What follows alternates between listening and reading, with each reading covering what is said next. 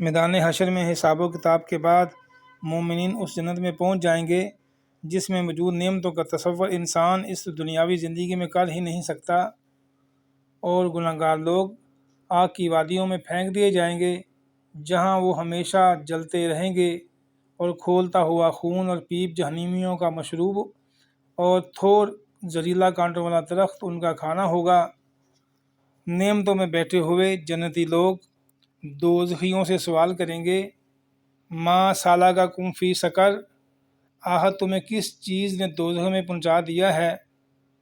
وہ کہیں گے، قالوا لم نکو من المصلین، ہم نماز نہیں پڑھتے تھے۔ اور وہ کہیں گے، ولم نکو نطعم المسکین، اور مسکینوں کو کھانا نہیں کھلاتے تھے۔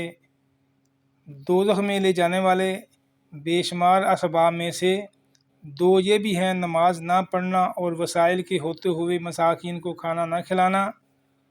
اللہ تعالی ہمیں جنت میں لے جانے والے تمام اعمال کرنے کی اور جہنم میں لے جانے والے تمام اعمال سے بچنے کی توفیق عطا فرمائے، آمین۔